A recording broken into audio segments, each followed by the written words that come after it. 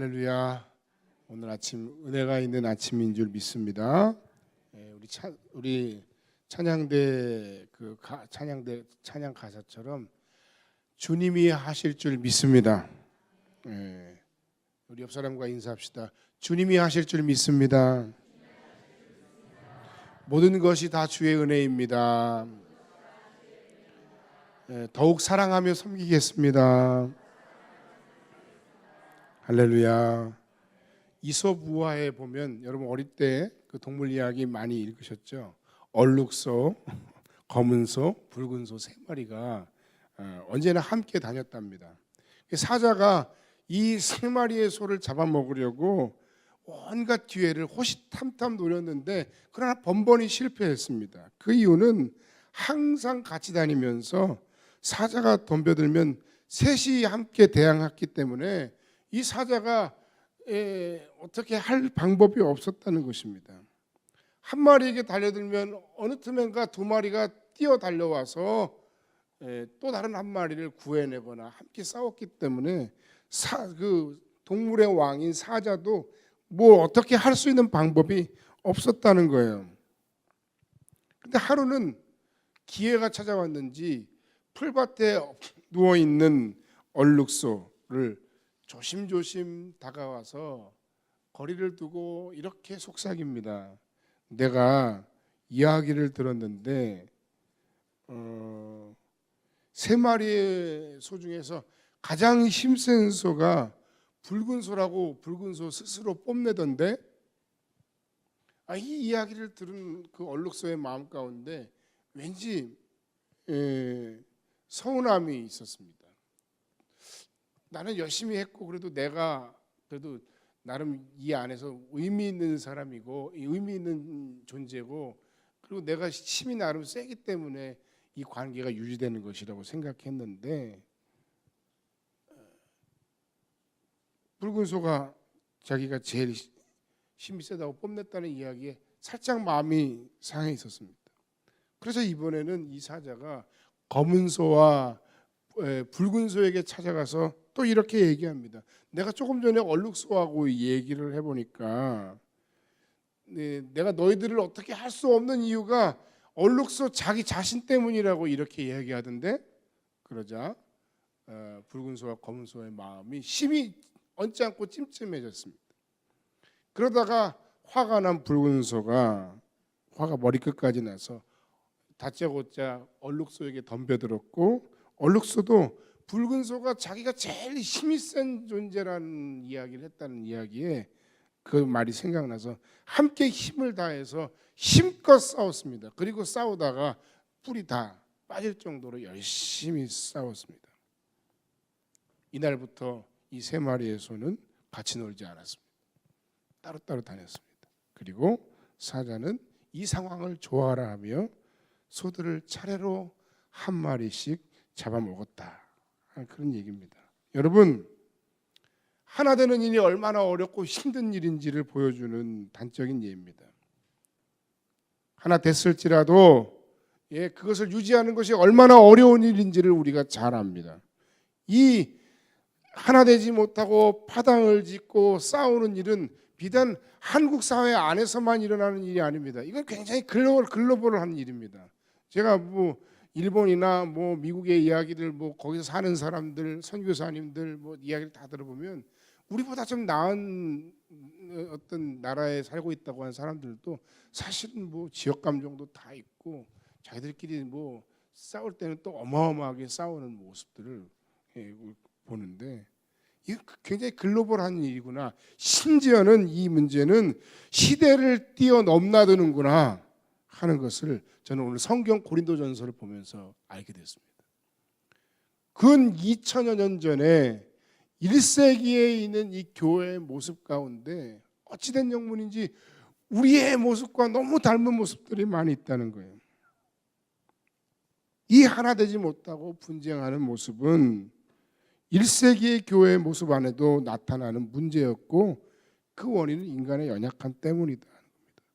고린도 교회에 대한 바울의 권면의 가장 핵심적인 권면은 바로 10절 한 문장에 딱 나와 있습니다. 10절에 뭐라고 얘기했냐면 모두가 같은 말을 하고 너희 가운데서 분쟁이 없이 같은 마음과 같은 뜻으로 온전히 합하라.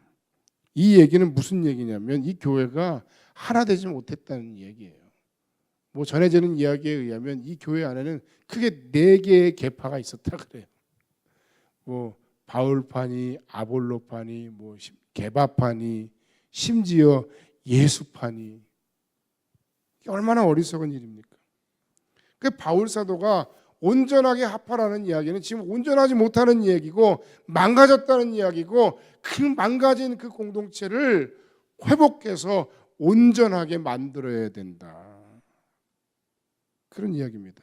자, 그런데 왜 이런 일들이 우리 안에 혹은 그들 안에 나타났던 것일까? 사탄이 계속해서 우리에게 뭔가 자꾸 소스를 주는 거예요. 처음에 말씀드렸던 그 동물들의 이야기의 그 사자처럼 조용히 다가와서 이야기를 하는 겁니다. 때로는 사람의 말을 통해서, 때로는 상황을 통해서 사단이 역사하는데 얼마나 우리 안에 서로 소통이 없으면 오해하는 내용들이 얼마나 많은지 몰라요. 목사와 성도가, 교역자와 성도가, 성도와 성도가, 교회 바깥에 있는 사람과 교회가 얼마나 우리가 이렇게 어려운 일을 당하는지 모릅니다. 또는 우리 안에 성숙하지 못한 인격이 이런 문제들을 만들어내기도 합니다. 박수는 부딪혀야 소리가 난다는 게 이야기가 있습니다. 그냥 아무리 그래도 일방적인 관계는 없다는 거예요. 누군가 하여튼 서로 함께 같이 그렇게 한다는 겁니다. 저마다 이유가 있습니다. 저마다 다 잘났기 때문에 그렇다는 겁니다. 오늘 본문에 이 바울 사도에 대해서조차 심지어 이 교회는 그래서 지난주에도 말씀드렸던 것처럼 당신은 가짜 사도다. 예수님이 언제 당신과 함께 했었냐 뭐 이렇게 얘기해서 공격했다고 말씀드렸는데 그것뿐만 아니에요. 이 고린도 교회의 성도들이 바울을 싫어했던 또는 바울을 인정하지 않았던 또 한 가지 이유가 있었는데 그것이 뭐냐면 바로 바울의 언변이 약했다는 거예요. 우리가 잘 아는 대로 바울 사도는 뭐 가말리엘 문화의 최고 석학이었고 엄청나게 많은 성경을 기록할 정도로 뛰어난 논리적인 사람이었고 위대한 학자였지만 그러나 다 주시지는 않았는지 언변은 약했다는 거예요. 근데 문제는 뭐냐면 이 고린도 교회를 둘러싸고 있는 문화는 헬라 문화였어요. 뭐 그리스 뭐 그쪽이라는 거예요. 지혜를 숭상하는 사람들이었는데 이 사람들의 관점과 입장에서는 17절 말씀에 보면 말의 지혜로 사람들을 유창하게 설득하고 그 화려하게 언변으로 사람을 감동시키는 것이 지혜라고 얘기했고 또 19절 말씀에도 보면 어떤 생각을 아주 뛰어나게 잘하고 조리 있게 상황을 구성하는 능력도 그들에게 있어서는 지혜라고 생각했는데 그들의 관점에서 보았을 때는 지도자로서 그들의 문화권 안에서 보면 고린도 교회의 지도자로서 바울은 뭔가 지혜가 없는 사람이었다는 거예요. 그러던 중에 이 교회 안에 하나님이 정말 놀랍도록 성령의 은사도 많이 체험하게 하셨는데 그 성령의 은사를 가지고 서로 네가 잘났네, 내가 잘났네, 네 은사가 내 은사보다 못하네, 내 은사가 크네 그러면서 서로 자랑질을 하다가 결국 이 교회가 이렇게 3분 4분열 돼서 교회가 난리가 났다는 거예요. 그래서 바울 사도는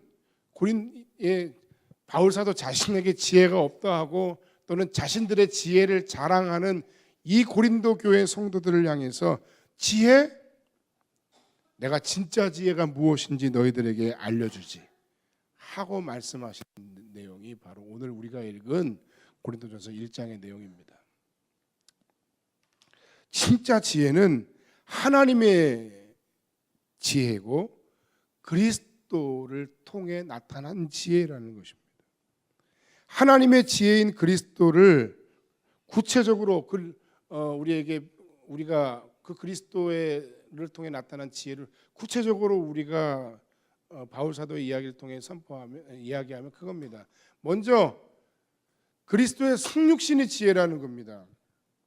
하나님이 자기 아들을 이 땅에 주셨을 뿐만 아니라 하나님이신 그분이 인간이 돼서 이 땅에 오신 게 지혜랍니다. 근데 이 지혜는 고린도 교인들이 생각하고 그리고 예수님이 오셨던 당시의 유대인들이 생각하기에는 하나님이 왜 인간이 되어 오시지? 그건 지혜일 수가 없었다는 거예요.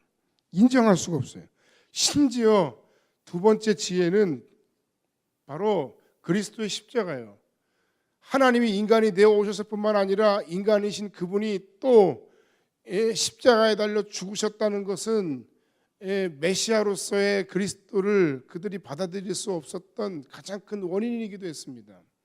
사람들이 받아들일 수 없는 이 지혜, 그러나 바울은 역설적으로 이 그리스도의 성육신과 그리스도의 십자가야말로 사실은 너희를 구원하고 너희를 교회 공동체 안으로 불러들인 가장 최고의 지혜, 하나님의 지혜다라고 이야기를 하고 있는 겁니다.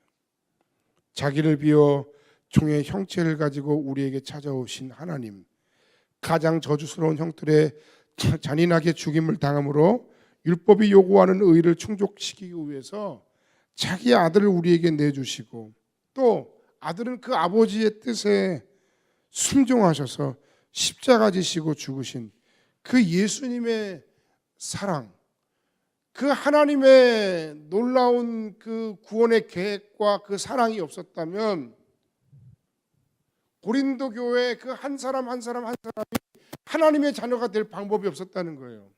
그리고 그들이 교회 공동체로 모일 수 없었다는 거예요. 이것만이 죄인인 우리가 하나님의 자녀가 되는 유일한 방법입니다. 이것만이 내가 하나님의 자녀가 되는 유일한 방법입니다. 이것만이 우리 성교회 공동체가 시작되는 진정한 은혜의 첫 발자국입니다. 이 하나님의 놀라운 지혜, 즉 그리스도의 성육신과 십자가가 없었다면 그 교회도 우리 교회도 우리 각각의 자신들도 하나님의 자녀가 되거나 교회 공동체를 시작할 수조차 없었다는 것입니다.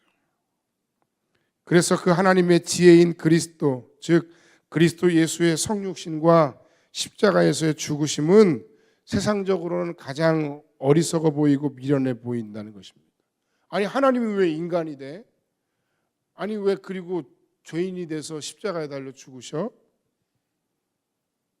그것은 세상의 지혜와 세상의 방법으로는 도저히 이해할 수가 없는 지혜였다는 거죠. 그러나 다시 말씀드리지만 이것이야말로 우리가 하나님의 자녀가 되는 유일한 방법이고 교회 공동체가 시작되는 시작점이며 세상의 지혜를 부끄럽게 만드시는 진짜 하나님의 지혜였다 하는 것입니다. 그러므로 그리스도의 십자가, 그 십자가의 은혜 외에는 너희들이 자랑하지 말라 하는 것이 바울 사도가 그들에게 또 우리에게 하고 있는 말씀입니다. 세상적으로는 이미 말씀드렸지만 이 예수님의 십자가와 그 성육신 사건은 절대로 지혜가 아닙니다. 부족하고 모자라 보이는 일입니다. 왜냐하면 세상의 지혜는 자기를 드러내는 것입니다. 세상의 지혜는 자기의 유익을 위해 손해를 보지 않는 것입니다. 세상의 지혜는 자기 스스로 자기를 피하라고 자랑하는 것입니다. 여러분, 그러나 한번 생각해 보시기 바랍니다. 그 교회도 그랬지만 우리의 삶 속에서도 우리가 이야기하는 소위 이런 나를 드러내고 나를 자랑하고 나를 피하라고 내 유익을 위해 손해보지 않는 그 선에서 우리가 뭔가를 진행하고 하는 그 모든 과정 속에서 그래서 과연 그 세상의 지혜로 해결되는 일들이 있는가? 그 지혜로 우리가 싸우거나 그 지혜로 우리가 뭔가 얻어서 이긴 것 같으나 그러나 이기지 못했습니다. 얻은 것 같으나 그러나 얻지 못합니다.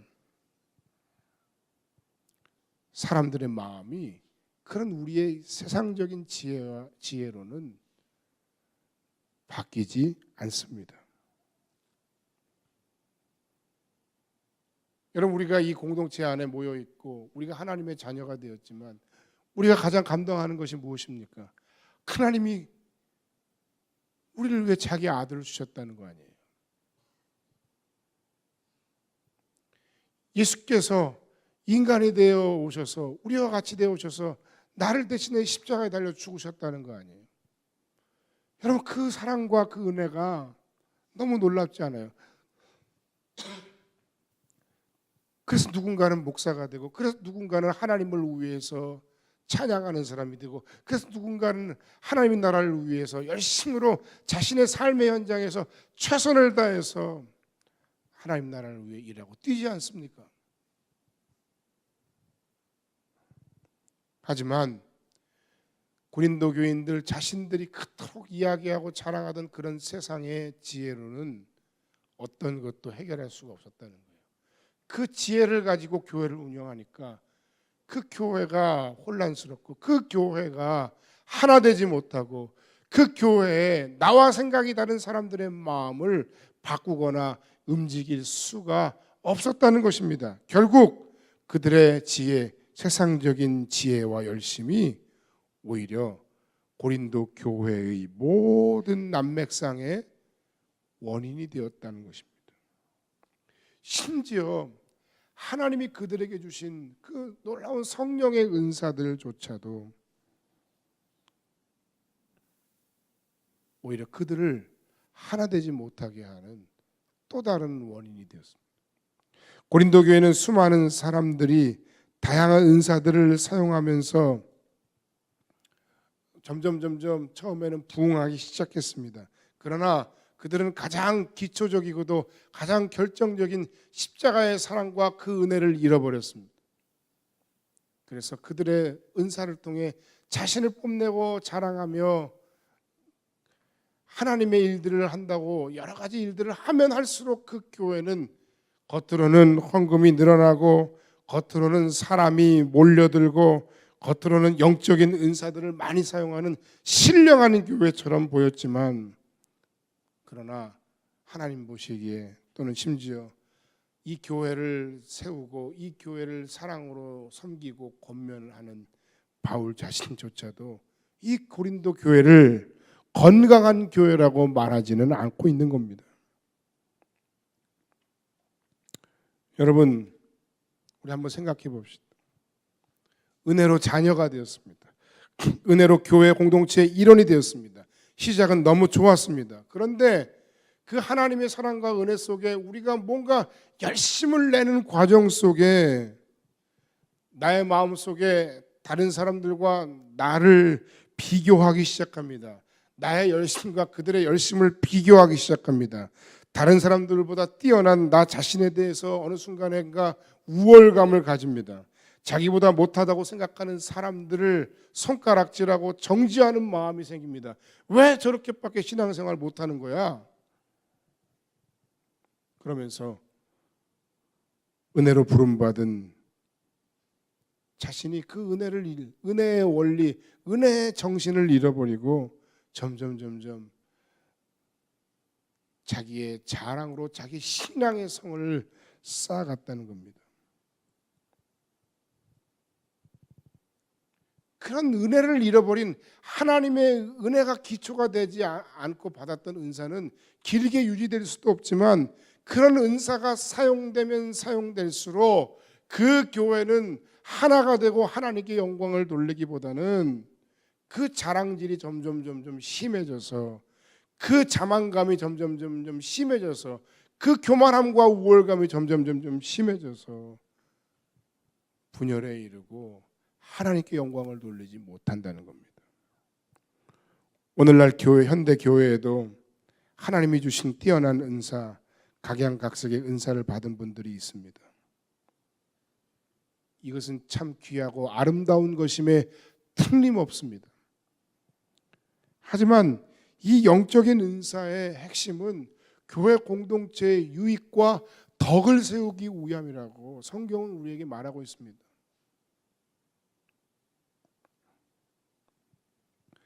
이 은사를 가지고 공동체를 섬기는 사람이라면 우리는 반드시 우리 공동체를 위해, 나를 위해 십자가 지시고 자기를 내려놓으신 그리스도 예수의 성육신과 그 십자가의 사랑을 생각해야 됩니다.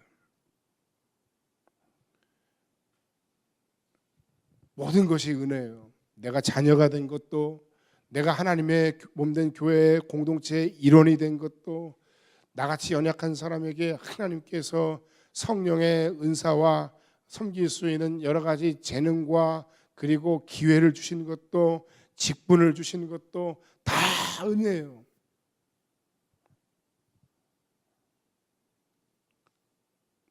그 은혜를 우리가 잃어버리고 그 십자가의 은총 속에서 나를 내려놓지 않은, 죽지 않은 헌신, 십자가 앞에서 항복되지 않은 은사, 십자가로 세워지지 않은 그 모든 능력들은 우리의 사역과 우리 모든 사람들과의 관계 속에서 자꾸 문제를 야기해요. 상처를 일으켜요. 만들어내요. 요란해요. 시끄러워요. 여러분, 이것은 은혜를 모르기 때문입니다. 은혜가 무엇입니까? 자격 없는 자에게 거저 주신 하나님의 선물입니다. 여러분이 가지고 있는 건강이, 여러분이 가지고 있는 재능이, 여러분이 받은 성령의 은사들이 여러분의 노력과 여러분의 의와 여러분의 열심과 여러분의 잘남으로 얻은 것이라고 생각해서는 안 됩니다. 나는 저 사람하고 똑같은 사람이야. 아니, 나는 심지어 저 사람보다 못한 사람인데 하나님이 나를 특별하게 사랑하셔서 나에게 이런 은사를 주셨어. 나에게 이런 재능을 주셨어. 나에게 이런 기회를 주셨어. 나는 훨씬 더 형편없는 사람인데 하나님이 나를 하나님의 자녀 삼으셨어. 하나님이 나를 이 교회를 섬기는 목사로 만드셨어. 이 은혜에 대한 고백과 그리고 십자가를 생각하지 않는 열심으로는 덕을 세울 수가 없습니다. 다시 말씀드립니다. 하나님이 우리에게 은혜를 베푸실 때 아무 조건도 아무 이유도 달지 않으셨습니다. 내 사랑과 열심이 남들보다 더 크거나 더 뛰어나기 때문에 주신 은혜, 복이 아닙니다. 그냥 거저 주셨습니다. 그 이유는 29절, 이는 아무 육체도 하나님 앞에서 자랑하지 못하게 하려 하심이라.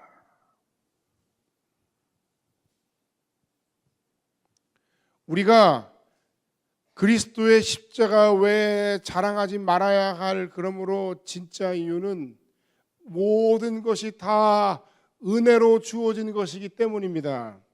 마지막으로 오직 우리가 그래서 그리스도만 자랑해야 될 진짜 이유가 있습니다. 왜 우리가 이 그리스도 예수만 자랑하는 사람이 되어야 하는가? 오늘 이 말씀을 드리고 말씀을 마칩니다. 오늘 27절 말씀 이하에 보면, 그러나 하나님께서 세상에 미련한 것들을 택하사 지혜 있는 자들을 부끄럽게 하려 하시고, 하나님께서 약한 자들을 택하사 강한 것들을 부끄럽게 하려 하시고, 하나님께서 세상에 천한 것들과 멸시받는 것들과 없는 것들을 택하셔서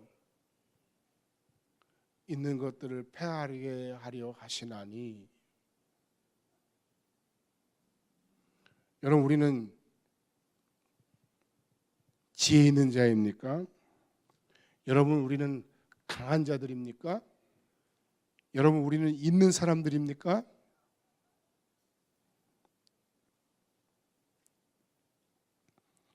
미련한 우리를 사용하셔서 지혜 있는 자들을 부끄럽게 하시고, 약한 나를 사용하셔서 강한 사람들을 부끄럽게 하시고,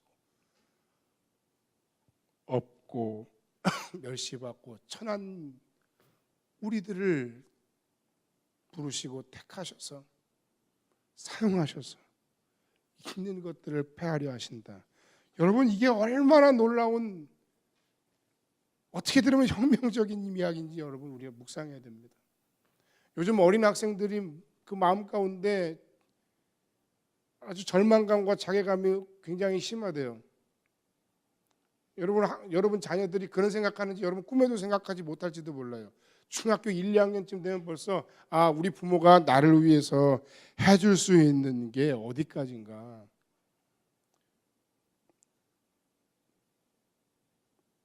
그거 생각한다는 거예요. 내가 할 수 있는 일은 여기까지겠구나. 그런 애들한테 자꾸 너 앞으로 뭐 할래? 너 앞으로 뭐 하고 싶어? 뭐 자꾸 물어봐요. 걔들도 얼마나 괴롭겠어요. 힘들겠어요. 아무 생각 없는 것 같아도 속이 멀쩡해요.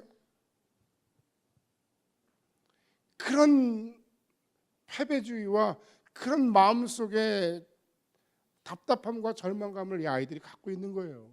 여러분, 청년들은 어때요? 마찬가지죠. 왜 결혼 안 하니? 왜 결혼 안 하니? 안 하고 싶어서 안 해요? 할 수가 없는 형편이라잖아요. 미래가 불투명하고 보이지 않기 때문이라잖아요. 집 없고 돈 없고 백 없고 심지어 미래조차 불투명한 그런 우리 인생. 뭐 그렇다고 우리도 마찬가지죠. 연약한 나. 하나님 나라를 위해 우리가 함께 힘써 일합시다라고 하지만 우리 마음속에는 이미 마음의 패배주의가 있어요. 제가 뭘 합니까? 하루하루 숨쉬고 살기도 너무 힘든데. 그런데 오늘 이 말씀을 한 번 더 읽고 묵상해 보세요. 26절부터 다시 읽습니다. 형제들아, 너희를 부르심을 보라. 육체를 따라 지혜로운 자가 많지 아니하며 능한 자가 많지 아니하며 문벌 좋은 자가 많지 아니하도다. 그러나 하나님께서 세상에 미련한 것들을 택하사 지혜 있는 자들을 부끄럽게 하려 하시고 세상에 약한 것들을 택하사 강한 것들을 부끄럽게 하려 하시며 하나님께서 세상에 천한 것들과 멸시받는 것들과 없는 것들을 택하사 있는 것들을 폐하려 하시나니. 여러분, 이것이 십자가의 은혜요, 이것이 십자가의 능력입니다. 여러분, 세상 가운데 얼마나 경쟁력을 가진 사람인지는 잘 모르겠습니다.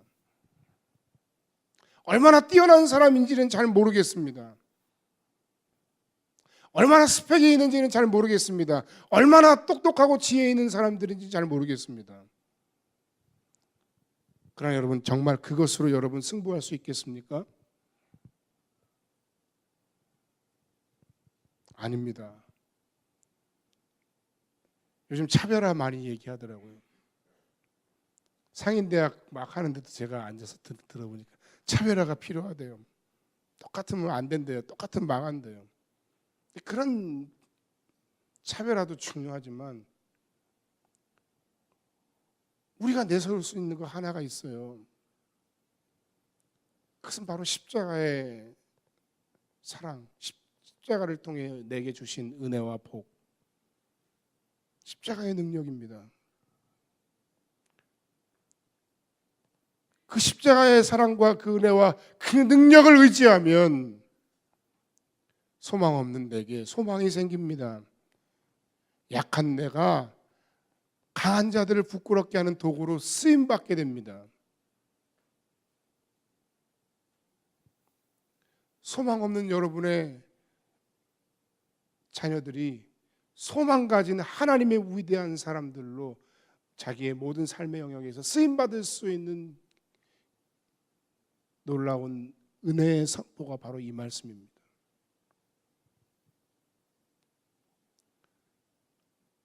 그리스도 외에 자랑하지 말아야 할 이유, 그것은 우리가 모든 것을 은혜로 거저받은 자들이기 때문이고, 그리스도만 자랑해야 될 이유, 그것은 우리가 우리 모든 삶 속에서 그리스도의 십자가는 연약한 나를 통해 세상을 고치신다는 하나님의 은혜의 선포로 그 가운데 내가 하나님의 계획 안에 포함되어 있다는 거예요. 나를 통해 그 하나님의 위대한 능력이 나타날 수 있다는 것입니다. 오늘 말씀을 정리합니다.